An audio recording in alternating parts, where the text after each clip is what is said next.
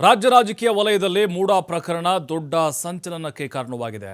ಹಲವು ದಿನಗಳಿಂದ ರಾಜ್ಯಪಾಲರ ಅಂಗಳದಲ್ಲಿ ತನಿಖೆ ವಿಚಾರ ಈಗ ಹೊಸ ಆಯಾಮ ಪಡೆದುಕೊಂಡಿದೆ. ಇಂದು ಮುಖ್ಯಮಂತ್ರಿ ಸಿದ್ದರಾಮಯ್ಯ ವಿರುದ್ಧ ಪ್ರಾಸಿಕ್ಯೂಷನ್ಗೆ ರಾಜ್ಯಪಾಲ ತಾವರ್ ಚಂದ್ ಗೆಹ್ಲೋಟ್ ಅನುಮತಿ ನೀಡಿದ್ದಾರೆ.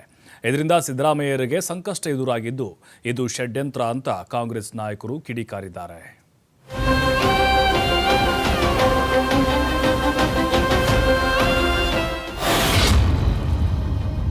ಸಿಎಂ ಸಿದ್ದರಾಮಯ್ಯ ವಿರುದ್ಧ ಪ್ರಾಸಿಕ್ಯೂಷನ್ಗೆ ಅನುಮತಿ. ರಾಜ್ಯಪಾಲರ ನಡೆಯ ವಿರುದ್ಧ ಕೆರಳಿದ ಕಾಂಗ್ರೆಸ್ ಲೀಡರ್ಸ್. ಬಿಜೆಪಿಯ ಏಜೆಂಟ್ ರೀತಿ ಕೆಲಸ ಮಾಡ್ತಿದ್ದಾರೆ ಎಂದು ಆಕ್ರೋಶ. ರಾಜ್ಯಪಾಲರ ಅಂಗಳದಲ್ಲಿದ್ದ ಮೂಡಾ ಪ್ರಕರಣದ ತನಿಖೆ ವಿಚಾರ ಮತ್ತೆ ಭಾರಿ ಸದ್ದು ಮಾಡಿದೆ. ಸಿಎಂ ಸಿದ್ದರಾಮಯ್ಯ ವಿರುದ್ಧ ರಾಜ್ಯಪಾಲರು ಪ್ರಾಸಿಕ್ಯೂಷನ್ಗೆ ಅನುಮತಿ ನೀಡಿದ್ದಾರೆ. ಸರ್ಕಾರದ ಮುಖ್ಯ ಕಾರ್ಯದರ್ಶಿ ಶಾಲಿನಿ ರಜನೀಶ್ ಹಾಗೆ ಎಸಿಎಸ್ ಅತೀಕ್ಗೆ ನೋಟಿಸ್ ನೀಡಿದ್ದಾರೆ.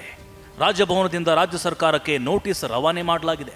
ಜೊತೆಗೆ ಮೂಡಾ ಪ್ರಕರಣದ 3 ಜನ ದೂರುದಾರರಾದ ಟಿಜೆ ಅಬ್ರಹಾಂ, ಸ್ನೇಹಮಯಿ ಕೃಷ್ಣ ಹಾಗೆ ಪ್ರದೀಪ್ಗೂ ನೋಟಿಸ್ ಜಾರಿ ಮಾಡಲಾಗಿದೆ.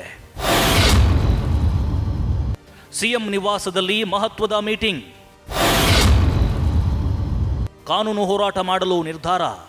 ಮೂಡಾ ಹಗರಣದಲ್ಲಿ ಸಿಎಂ ವಿರುದ್ಧ ತನಿಖೆಗೆ ಪ್ರಾಸಿಕ್ಯೂಷನ್ ಅನುಮತಿ ಸಿಕ್ಕಿದ ಕೂಡಲೇ ಕಾವೇರಿಯಲ್ಲಿ ಸಭೆ ಮೇಲೆ ಸಭೆ ನಡೆಸಲಾಯಿತು. ಮುಂದಿನ ಕಾನೂನು ಹೋರಾಟದ ಕುರಿತು ಸರ್ಕಾರದ ಮುಖ್ಯ ಕಾರ್ಯದರ್ಶಿ, ಎಸಿಎಸ್, ಹಿರಿಯ ಪೊಲೀಸ್ ಅಧಿಕಾರಿಗಳು, ಕಾನೂನು ಸಲಹೆಗಾರ ಹಾಗೂ ಕೆಲ ಸಚಿವರೊಡನೆ ಸಿಎಂ ಮಾತುಕತೆ ನಡೆಸಿದರು. ಕಾನೂನು ಹೋರಾಟ ನಡೆಸುವ ಸಂಬಂಧ ಚರ್ಚೆ ನಡೆಸಲಾಗಿದ್ದು ಕಾಂಗ್ರೆಸ್ ಹೈಕಮಾಂಡ್ ನಾಯಕರು ಸಹ ಸಿಎಂ ಬೆನ್ನಿಗೆ ನಿಂತಿದ್ದಾರೆ. ನಾವು ಪಕ್ಷ ನಿಮ್ಮ ಜೊತೆಗಿದೆ, ಧೈರ್ಯವಾಗಿರಿ ಅಂತ ಸುರ್ಜೇವಾಲಾ ಹಾಗೆ ಕೆಸಿ ವೇಣುಗೋಪಾಲ್ ದೂರವಾಣಿ ಕರೆ ಮೂಲಕ ಸಿಎಂ ಸಿದ್ದರಾಮಯ್ಯರಿಗೆ ಅಭಯ ತುಂಬಿದ್ದಾರೆ. ರಾಜ್ಯಪಾಲರು ಕೇಂದ್ರದ ಕೈಗೊಂಬೆಯಾಗಿದ್ದಾರೆ. ಬಿಜೆಪಿ ಜೆಡಿಎಸ್ನವರಿಗೆ ಯಾಕೆ ನೋಟಿಸ್ ಕೊಟ್ಟಿಲ್ಲ? ಇದು ರಾಜಕೀಯ ಷಡ್ಯಂತ್ರ ಎಂದು ಸಿಎಂ ಕಿಡಿ. ಪ್ರಾಸಿಕ್ಯೂಷನ್ಗೆ ರಾಜ್ಯಪಾಲರು ಅನುಮತಿ ನೀಡಿದ ಬಳಿಕ ಪ್ರತಿಕ್ರಿಯೆ ನೀಡಿದ ಸಿಎಂ ಸಿದ್ದರಾಮಯ್ಯ, ನಾನು ನಿರೀಕ್ಷೆ ಮಾಡಿದ್ದೆ. ಇದು ಕಾನೂನು ಬಾಹಿರ ಬೆಳವಣಿಗೆಯಾಗಿದ್ದು ಕಾನೂನಾತ್ಮಕವಾಗಿ ಹೋರಾಟ ನಡೆಸುವುದಾಗಿ ಸಿಎಂ ಹೇಳಿಕೆ ನೀಡಿದ್ದಾರೆ. ಯಾವಾಗ ರಾಜ್ಯಪಾಲರು 26ರಂದು ನೋಟಿಸ್ ಕೊಟ್ಟಿದ್ರು, ಕುಮಾರಸ್ವಾಮಿ ಮೇಲೆ ನವೆಂಬರ್ ತಿಂಗಳಲ್ಲಿ ಪಿಟಿಷನ್ ಇದೆ, ಶಶಿಕಲಾ ಜೊಲ್ಲೆ, ಜನಾರ್ದನ್ ರೆಡ್ಡಿ ಮೇಲೆ ಇದೆ, ನನ್ನ ಮೇಲೆ ಮಾತ್ರ ಶೋಕಾಸ್ ನೋಟಿಸ್ ಕಳುಹಿಸಿದ್ದಾರೆ, ನನಗೆ ಮಾತ್ರ ನೋಟಿಸ್ ಕೊಟ್ಟಿದ್ದಾರೆ. ಇದು ನನ್ನ ವಿರುದ್ಧ ದೊಡ್ಡ ಷಡ್ಯಂತ್ರ ನಡೆದಿದೆಯಂತ ಕಿಡಿಕಾರಿದ್ದಾರೆ.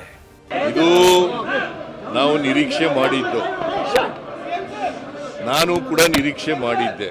ಯಾವಾಗ ರಾಜ್ಯಪಾಲರು ಪೆನ್ಷನ್ ಬಂದ 26/2023 ಬಂದ ದಿನನೇ ನನಗೆ ಶೋಕಾಸ್ ನೋಟಿಸನ್ನ ತಯಾರು ಮಾಡಿಕೊಂಡು ಕೊಡಕ್ಕೆ. ಇದರ ಅರ್ಥ ಏನು? ಡಿಸಿಎಂ ಡಿಕೆ ಶಿವಕುಮಾರ್ ಮಾತನಾಡಿ, ಹಿಂದಿನ ಬಿಜೆಪಿ ಸರ್ಕಾರದ ಅವಧಿಯಲ್ಲಿ ಜನಾರ್ದನ್ ರೆಡ್ಡಿ, ಶಶಿಕಲಾ ಜೊಲ್ಲೆ, ನಿರಾಣಿ, ಕುಮಾರಸ್ವಾಮಿ ವಿರುದ್ಧ ನೀಡಲಾಯಿತು, ಆದರೆ ಕೊಟ್ಟಿಲ್ಲ. ಸಿದ್ದರಾಮಯ್ಯ ಅವರ ವಿಚಾರದಲ್ಲಿ ಒಂದೇ ದಿನದಲ್ಲಿ ನೋಟಿಸ್ ಕೊಟ್ಟಿದ್ದಾರೆ. ಸರ್ಕಾರದ ವಿರುದ್ಧ ರಾಜ್ಯಪಾಲರ ಕಚೇರಿ ಬಳಸಿಕೊಳ್ಳುವ ಕ್ರಮ ಆಗ್ತಿದೆ. ಜೋಶಿ ಹೇಳಿದಂತೆ ಸರ್ಕಾರ ಅಸ್ಥಿರಗೊಳಿಸುವ ಕೆಲಸ ಆಗುತ್ತಿದೆ ಅಂತ ಆಕ್ರೋಶ ಹೊರಹಾಕಿದ್ದಾರೆ. ಇದು ಪೂರಕವಾಗಿ ರಾಜಕೀಯ ಪ್ರೇರಿತವಾದಂಥ ಕಂಪ್ಲೇಂಟ್ಗಳು. ಇದನ್ನು ನೀವು ಗಮನದಲ್ಲಿ ತೆಗೆದುಕೊಳ್ಬಾರ್ದು. ಇದನ್ನು ಸಂವಿಧಾನ ನೀವು ಉಳಿಸಬೇಕು. ಪ್ರಜಾಪ್ರಭುತ್ವ ವ್ಯವಸ್ಥೆಯಲ್ಲಿ ಜನರು ಕೊಟ್ಟಂಥ ಏನು ಆಶೀರ್ವಾದ ಇದೆ, ಆಶೀರ್ವಾದಕ್ಕೆ ಮನ್ನಣೆ ಮಾಡಬೇಕು. ನಾವು ಸ್ಪಷ್ಟವಾಗಿ ಇವತ್ತು ಇಡೀ ರಾಜ್ಯದ ಜನತೆಗೆ ತಮ್ಮ ಮುಖಾಂತರ ತಿಳಿಸಿದ್ದೇವೆ. ಮಾನ್ಯ ರಾಜ್ಯಪಾಲರು ಪ್ರಾಸಿಕ್ಯೂಷನ್ ಪರ್ಮಿಷನ್ ಕೊಡೋದು ಎಷ್ಟು ಸರಿ? When there is a commission of enquiry is going, you should have waited. 1-2 ದಿನ ರಿಪೋರ್ಟ್ ಬರೋವರೆಗೂ ಕಾಯಬೇಕಿತ್ತು. ಒಂದು ವೇಳೆ ಅದರಲ್ಲೇ ತಪ್ಪಾಗಿದೆ ಅಂತ ಬಂದಿದ್ರೆ ಇವ್ರಿಗೆ ಇನ್ನೂ ಸ್ಟ್ರೆಂತ್ ಆಗ್ತಿತ್ತಲ್ಲ, ಪ್ರಾಸಿಕ್ಯೂಷನ್ ಪರ್ಮಿಷನ್ ಕೊಡೋದಕ್ಕೆ ಇವ್ರ ಕೈ ಬಲ ಆಗ್ತಿತ್ತು. ಸಚಿವ ಕೃಷ್ಣ ಭೈರೇಗೌಡ ಮಾತನಾಡಿ, ಪ್ರಾಸಿಕ್ಯೂಷನ್ಗೆ ಕೊಡಬೇಕಾದ್ರೆ ತನಿಖೆಯಾಗಿರಬೇಕು. ಕೇಂದ್ರ ಸರ್ಕಾರವೇ ಅಧಿಕೃತ ಆದೇಶ ಹೊರಡಿಸಿದೆ. ಎಲ್ಲ ರಾಜ್ಯಗಳಿಗೂ ಈ ಸರ್ಕ್ಯುಲರ್ ಕಳಿಸಿದ್ದಾರೆ. ಯಾರು ಬೇಕಾದರೂ ತನಿಖೆ ಮಾಡುವಂತಿಲ್ಲ. ತನಿಖೆಗೆ ಯಾವ ಪೊಲೀಸರು ಅನುಮತಿ ಕೇಳಿದ್ದಾರೆ? ರಾಜ್ಯಪಾಲರನ್ನ ಅನುಮತಿ ಕೇಳಿದ್ದಾರಾ ಎಂದು ಪ್ರಶ್ನಿಸಿದರು. ಇತ್ತ ಸಚಿವ ದಿನೇಶ್ ಗುಂಡೂರಾವ್ ಮಾತನಾಡಿ, ಮೋದಿ ಸರ್ಕಾರ ಎಲ್ಲ ಸಾಂವಿಧಾನಿಕ ಹುದ್ದೆಗಳನ್ನ ನಾಶ ಮಾಡ್ತಿದೆ ಎಂದು ಕಿಡಿಕಾರಿದರು. ಪೊಲೀಸ್ ಆಫೀಸರು ಒಂದು ಹುದ್ದೆಯಲ್ಲಿ ಇರ್ತಕ್ಕಂಥ ವ್ಯಕ್ತಿಯ ಮೇಲೆ ತನಿಖೆ ಮಾಡಬೇಕಾದ್ರೆ ಪರ್ಮಿಷನ್ ತಗೊಳ್ಬೇಕು. ಇಲ್ಲಿ ಯಾವ ಪೊಲೀಸ್ ಆಫೀಸರ್ ಪರ್ಮಿಷನ್ ಕೇಳಿದ್ದಾರೆ?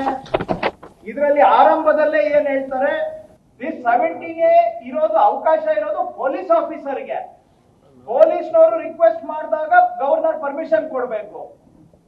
ಕೇಂದ್ರದ ಮೋದಿ ಸರ್ಕಾರ ಇವತ್ತು ಎಲ್ಲ ಸಂವಿಧಾನ ಹುದ್ದೆಗಳನ್ನು ಸರ್ವನಾಶ ಮಾಡೋದಕ್ಕೆ ಹೊರಟಿರುವಂಥದ್ದು ಈ ದೇಶದಲ್ಲಿ ಎಲ್ಲ ದುರುಪಯೋಗ ಪಡಿಸ್ಕೊಳ್ತಾ ಇರ್ತಕ್ಕಂಥ ನಾವು ನೋಡಿದ್ದೀವಿ. ಇಡಿ, IT, CBI ಮತ್ತು ಎಲ್ಲ ಈ ಬೇರೆ ಬೇರೆ ಸಂಸ್ಥೆಗಳು, ರಾಜ್ಯಪಾಲರ ಕಚೇರಿ, ಅದು ರಾಜಕೀಯ ಕಚೇರಿ, ರಾಜ್ಯಪಾಲರ ಕಚೇರಿ ಇವತ್ತು BJPಯ ಒಂದು ದುರ್ಬಳಕೆಗೆ ಉಪಯೋಗಿಸ್ತಾ ಇರುವಂಥ ಕಚೇರಿ. ಈ ಬಗ್ಗೆ ದೂರುದಾರ ಅಬ್ರಹಂ ಮಾತನಾಡಿ, ಪ್ರಾಸಿಕ್ಯೂಷನ್ಗೆ ಅನುಮತಿ ನೀಡಿದ್ದು ಸಂತೋಷವಾಗಿದೆ. ನಾವು ಬಯಸಿದಂತೆ ನಡೆದಿದೆ. ಇದು ಜಯ ಎಂದು ಹೇಳಲ್ಲ, ಕೇಸ್ನಲ್ಲಿ ಒಂದು ಹೆಜ್ಜೆ ಮುಂದೆ ಹೋಗಿದ್ದೇವೆ ಎಂದರು. ಜಯ ಅಂತ ಹೇಳೋಕ್ಕಾಗಲ್ಲ, ಇದು ಒಂದು ಹೆಜ್ಜೆ ಮುಂದಕ್ಕೆ ಹೋಗಿದ್ದೀವಿ. ಕಾನೂನಾತ್ಮಕವಾಗಿ ಏನು ಆಗಬೇಕು ಅಂತ ನಾವು ಬಯಸಿದ್ವು, ಅದು ನಡೆದಿದೆ.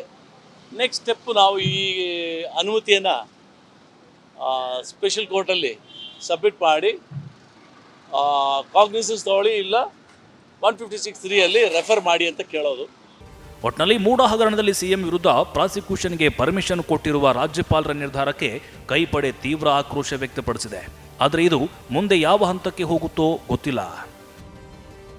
LN ಸ್ವಾಮಿ, ಪೊಲಿಟಿಕಲ್ ಬ್ಯೂರೋ, TV5 ಬೆಂಗಳೂರು.